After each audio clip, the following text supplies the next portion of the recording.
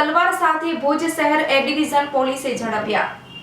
Police મહાનિરીક્ષક Shri Chirag Kordia સાહેબ border range Bhuj તથા police અધિક્ષક શ્રી વિકાસ સુંડા સાહેબ પશ્ચિમ કચ્છ ભુજ તથા નાયબ પોલીસ અધિક્ષક શ્રી આર.ડી. જાડેજા સાહેબ ભુજ વિભાગ ભુજનાઓએ પશ્ચિમ કચ્છ જિલ્લામાં શરીર સંબંધી બનતા ગુનાઓ અટકાવવા અને આવી પ્રવૃત્તિ સાથે જોડાયેલ ઇસમો વિરુદ્ધ કાયદાકીય કાર્યવાહી કરવા સારું ખાસ સૂચના આપેલ હોય, જે અનુસંધાને આજ રોજ ઉત્તરાયણ તહેવાર નિમિત્તે પોલીસ ઇન્સ્પેક્ટર શ્રી એચ.એસ. ત્રિવેદી સાહેબ નાઓએ ભુજ શહેર એ ડિવિઝન પોલીસ સ્ટેશન વિસ્તારમાં ગેરકાયદેસર હથિયાર લઈને ફરતા ઇસમો વિરુદ્ધ કાયદેસરની કાર્યવાહી કરવા સૂચના તથા માર્ગદર્શન આપેલ હોય, જે અનુસંધાને બજાર ચાવડી ચોકીના કર્મચારીઓ એએસઆઈ સરસ્વતી ચાવડા તથા એએસઆઈ જયંતિભાઈ મહેશ્વરી તથા પોલીસ કોન્સ્ટેબલ દશરથભાઈ ચૌધરી તથા વિક્રમસિંહ રાઠોડ નાઓ પોલીસ સ્ટેશન વિસ્તારમાં પેટ્રોલિંગમાં હતા।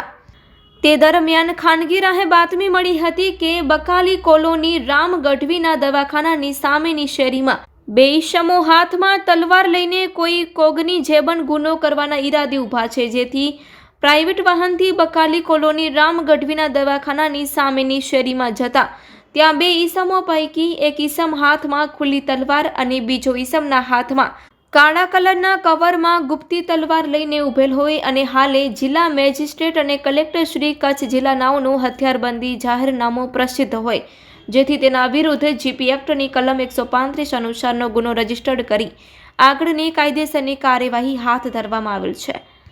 આરોપી મામદ હુસેન ઉમર સમા ઉમર વરસ 58 રહેવાસી બકાલી કોલોની કોડકી રોડ ભુજ, મોહસિન મામદ હુસેન સમા ઉમર વરસ 28 રહેવાસી બકાલી કોલોની કોડકી રોડ ભુજ, આ બંને આરોપીઓને પકડી પાડવામાં આવ્યા છે।